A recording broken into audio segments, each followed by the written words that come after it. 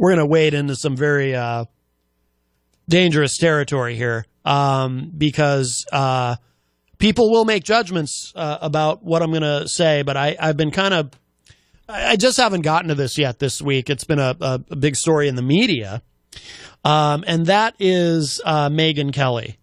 And comments Megyn Kelly made on that, what is it, like a third or a fourth hour of the Today Show or something? It's like her show, but it's still called Today. But they have the Today Show, and then don't they have like an hour with, don't they have like a 2-hour Today Show, and then they have an hour with Hoda, is that her name, Hoda, and Kathy Lee, and then now they had this other hour with Megyn Kelly or something, I don't know, but they're all called Today. It's very confusing. It's probably not confusing at all. I just haven't bothered to figure it out because I guess I don't care that much. But the larger point is, so apparently Megyn Kelly is out of here. She's done.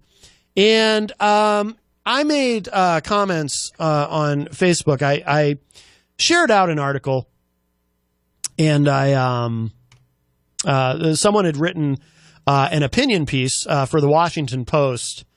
And what I found particularly useful about this opinion piece is not only did this Cheryl K. Chumley, I'm not familiar with her work, but apparently she wrote this for the Washington Times, and it was posted today. But not only do I agree with the argument that she's making in this opinion piece, but she very helpfully included several relevant quotes from the segment that Megyn Kelly got in trouble for, where everyone, including, and this was weird. I'd never seen anything like this. Not only did the social justice warriors and the outrage brigade and the PC police, not only did they all go nuts over what she said and start calling her a racist, but her own network, NBC, which is an interesting story within the story,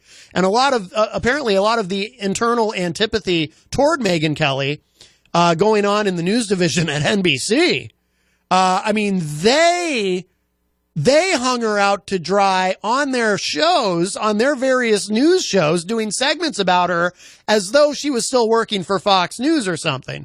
And I made a joke the other day on the show. I said, which may have made me sound unsympathetic to Megyn Kelly. I made a comment like, well, maybe she said something racist because, for a minute there she forgot that she's not at Fox anymore and she's on NBC now.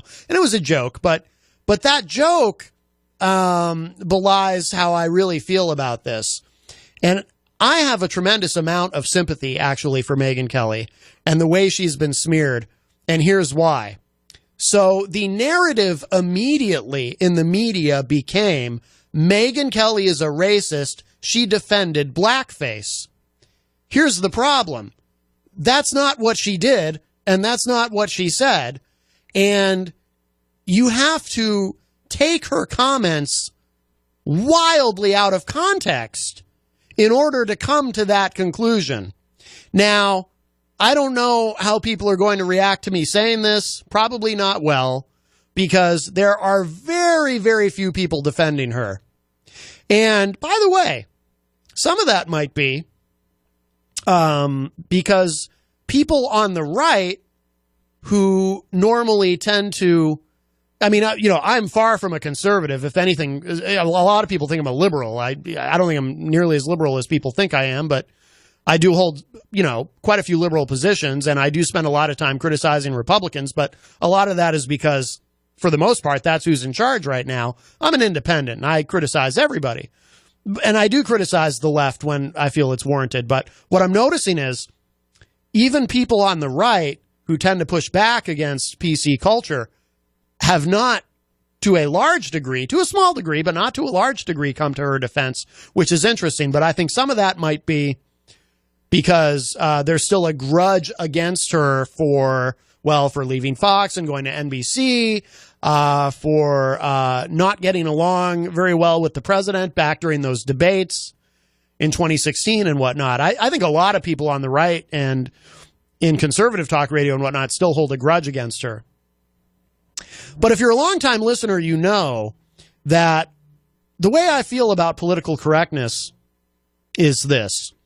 I feel that at its core, it means well. It's well intended. The idea that, yeah, you shouldn't go around saying racist things about people. Yeah, you should be racially sensitive, and you should not put people down because of their ethnicity, because of their sexual orientation, because they're transgender, because of any of a myriad of things,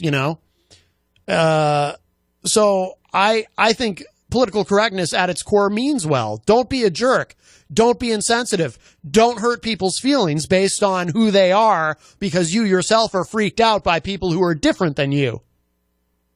But here's the problem. Like so many things that are well intended, that at their core mean well, there is a dark side in that things can be taken too far. Things can be taken to an absurd extreme. That's one of the reasons why I tend to be sort of anti-ideology. I like to describe myself as an anti-ideological practical pragmatist, because I think that once you commit to a specific ideology, whether it's liberalism, whether it's conservatism, libertarianism, or political correctness, which I regard as an ideology. I mean, maybe it's a subset of liberalism, but then again, there is a conservative version of political correctness, which, even though we don't call it that, but the point being, once you commit to an ideology of any kind, you then, there are forces within that ideology, let's put it that way, that want to push it to the furthest possible extreme, to gain as much ground as possible, and so forth. So what happens is, with political correctness, even though it's well-intended at its core, there's all these people who are trying to push it to an absurd extreme and go out of their way to find examples of racism where there are not examples of racism, or examples of homophobia where there are not examples of homophobia, et cetera, et cetera. You can go down the list. Now, this is one of the most blatant examples of this that I've ever seen. Because the narrative in the media against Megyn Kelly is still now, which is why she's lost her show, and it looks like she's on her way out at NBC. The narrative is, Megyn Kelly is racist. Megyn Kelly defended blackface. The problem is this. Megyn Kelly did not defend blackface. Now, I'm going to play for you, in case you hadn't heard it. And, if you're listening to this, you might be one of these people who's very upset with Megyn Kelly, and you're so mad at Megyn Kelly, and you hate Megyn Kelly, and you're so glad to see her driven out. And you may not have actually heard what she said. So let me just play for you the snippet of what she said where the blackface issue came up. And I want you to listen to this very closely. This is exactly what she said. You'll hear it in a few seconds. I didn't want to miss it, so I've got it. It was an 11-minute segment. This happened at about the 4-minute mark. Here. And actually dress and be racist, then somebody should say something to somebody, but you should still be able to dress like a moron. But what is racist? Because truly, you do get in trouble if you are a white person who puts on blackface on Halloween, or a black person who puts on whiteface for Halloween. Back when I was a kid, that was okay as long as you were dressing up as like a character. If somebody feels like something. There we go. Okay, so she talked about, if you're a white person, you put on blackface, you get in trouble. Back when I was a kid, that was okay. That's what she said. Now, taking that's what everyone's going nuts about. The part where she said, back when I was a kid, that was okay. Based on that, to all those of you who are going around talking about what a racist she is because she defended blackface, shame on you. Shame on the media. Shame on the SJW culture, the social justice warriors. That is not what she said. She said you get in trouble for this back when I was a kid, that was okay. So in other words, she's making an observation because they're talking in the segment about how, or at least in this part of the segment, about how over generations, attitudes with the rise of political correctness. Oh, they're talking about Halloween costumes, by the way, if I forgot to mention that. They're talking about how attitudes about Halloween costumes have changed. And she's making the observation that when she was a kid, something like wearing blackface as part of a Halloween costume was fine, whereas now it clearly would not be. As a journalist, she's making an observation and contributing to the conversation. Where did she defend it? Where did she defend blackface? Where? Where? She didn't. She clearly did not. Saying that something was okay when she was a kid that's not okay now is not defending it. But based on that one little bit, the entire media went nuts on her own network, on NBC News. The people she works with talking about what a racist she is and how she needs to, and she did apologize, by the way, but apparently it wasn't enough for some people. This is really bad. This is one of the worst examples of this I've ever seen. And we have a call. Hi, welcome to Matt Connarton Unleashed in the afternoon. Who's this? It's John C. Hoffman, and you're cracking walnuts with your hindquarters. I wish I could. That'd be a great skill.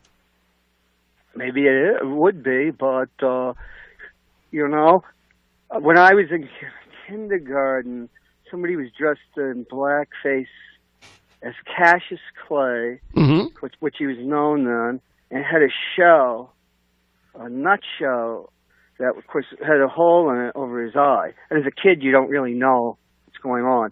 So he was the champ in 64. So we're talking about 1964. I never saw anybody do a blackface after that. So when this woman's saying it was okay, well, as my father told me, in the 60s in the South, you could kill a black man with impunity. That was okay in the South. And in 1979, a black kid got killed in his gated community in outside of Birmingham, Alabama. That was okay then too. So, Matt, really, the criticism is justified. I disagree. John, do you not realize the irony of what you're doing? So you're talking about these things. You talked about an example. Let me finish. Let me finish. You talked. Nobody was in blackface in that time. Let me finish. You talked about a specific example where there was someone in blackface, and obviously whoever made that decision to do that at that time thought it was okay. By you bringing up that example of something that happened when you were a kid that somebody thought was okay, but it wasn't okay after that, by the standard by which we're judging Megyn Kelly, someone could make the same assumption about, oh, he talked about something that happened when he was a kid. So that makes him racist. You know, around 1970 in Granite Square, a black family was burned out. And a couple of years later, William Loeb had an editorial that there were 300 some odd blacks in Manchester, and that's enough. And let's see what's going on at the local school board. I mean, you know. Dude, are you trying to convince me that racism exists? Of course it exists. I talk about it all the time, and I rail against it all the time. But do you honestly believe that Megyn Kelly was defending blackface by making an observation that something that was okay when she was a kid is not okay now? The idea. Where's the defense? It wasn't okay to do blackface. Where did she defend it? It wasn't okay. The whole idea that it was okay is ridiculous. People, you are too young to remember black activists being shot, or what Philadelphia, Mississippi means. I don't know what that... You could watch the movie with Gene Hackman. Yes, there's Mississippi Burning. Terrible history of racism. No one's arguing that. I'm just saying... Blackface isn't okay. When you say it was okay then, so killing a black person was considered okay. So let me ask That's a huge false equivalence. It's okay. But was it okay then? No, of course not. The utter insensitivity of the language, the utter insensitivity to racial issues. When with the new Supreme Court, the civil defense bar will probably disappear. I mean, it's ridiculous to try to take it out of the context or what it means. Philadelphia, Mississippi, 3 civil rights workers were murdered, buried in an earthen dam. Ronald Reagan launched his campaign in 1980 after winning the nomination in Philadelphia, Mississippi, with a speech on states' rights, which means segregation. Yeah. Segregation now, segregation forever. Yes, we have a long history of racism. I get it. White separatists. How could you're divorcing it from reality, and the fact that she's using loaded language semiotics of it, and she's signaling, oh, it's okay to be a racist. You really believe that? But none of us are racist enough. You really believe that was Megyn Kelly's intent? I do. You really do? Yeah. Really? Based on what? Racist president. What? She doesn't even like Donald Trump. They don't even get along, remember? That's why all the Trump supporters hate her. All the Trump supporters hate Megyn Kelly. They think she's a traitor because she stood up to Trump during the debates and didn't take his crap. She didn't take his crap. A television program that's choreographed. Choreographed? What do you think? When you talk about President Trump, the stuff you say, oh, I don't understand this. Well, why don't you try to understand it? President Trump is not, a dictator or anything. The presidency's a collective. These things are choreographed. She's there talking like that. What happened? Did they kick her out of the White House? She just lost her gig at NBC. You think this was planned? You think there was a conspiracy theory? All right, Megyn, we need you to say something that racist so we can get rid of you. Theory. Well, you're telling me it was choreographed. You just told me this was choreographed. Why are you so worked up about it? Because what happened here is wrong. Her language. She's there to defend the president. Whatever crap. They don't even like each other. She's not there to defend Trump. Trump. Matt. And Henry Kissinger thought Nixon was a meatball and despised him. Yet he got him to prosecute the war after 1969, which cost 30,000 American lives and maybe 250,000 or more Southeast Asian lives. Even though they knew the beginning years and years earlier that it was a stalemate that wasn't going to get anywhere. So you believe destroying that people and treasure. So this was coordinated. Megyn Kelly is there on it's not NBC just saying it's coordinated. to say She's something. Out there to defend this crap. All she did was say that this was okay when she was a kid and it's not okay now. It's an observation. Why can't you make a moral distinction? It wasn't okay then. Hey, it wasn't okay. Hey, you know what was okay when I was a kid? I don't know, like if a female student at my school wanted to dress up as a geisha, that was okay when I was a kid. Today it's not. Today that's considered racist. Oh, I just made an observation that something what did that I was. Just tell you I just about made. Wait, Manchester, hang on, New Hampshire. hang on. This was the second to last state. What does that have to do with it? Martin Luther King. John, racism is endemic. You're missing my point. You're missing my point. No, you're missing the point of what language and the power of language. You need to read George I get Orwell. it. The power of language. The power of language. That's why you don't go call Megyn Kelly a racist when she didn't defend blackface. Now, I just gave you an example of something that was okay for Halloween when I was a kid that's not okay now. Am I now a racist? It wasn't okay. It was okay when I was it was considered okay. Oh, she didn't use the word considered. Is that what it is? Sure it was. And it was okay in Mississippi, in Alabama, Georgia to kill a black Of course man. not. But we're talking about political correctness. Well, what's the difference then, Matt? What do you mean, what's the difference? Are you equating killing a black man with Halloween political correctness? Those are the same thing? Once again, you get into the psychological violence that people have to put up with. Why don't we can use different ethnicities. You really believe grotesque mischaracterizations like the Rothschilds. I'm part of the problem. I said a Halloween costume was okay when I was I probably should have said it was considered okay when I was a kid. Well, did you dress up as a geisha? Megyn Kelly probably should have said it was considered okay when she was a kid, but she left out the word considered. Is that the problem? Seriously, is that the issue? You think you can divorce her from the entire stream that she's involved in? But this is why people... A woman with no moral compass. This is why people who are much more resistant to political correctness than I am are constantly arguing that it's gotten so bad that you can't have an open dialogue anymore because any little thing you say, someone will call you a racist. Yeah, but this isn't the equivalent of being throttled down talking about, like, say, immigration, which, I agree with you to a good degree about the censorship aspects of political correctness. Right. But I think you're cracking longer to your posterior, going off the deep end to something that this is a spokesperson for the President of the United States. I really doubt that.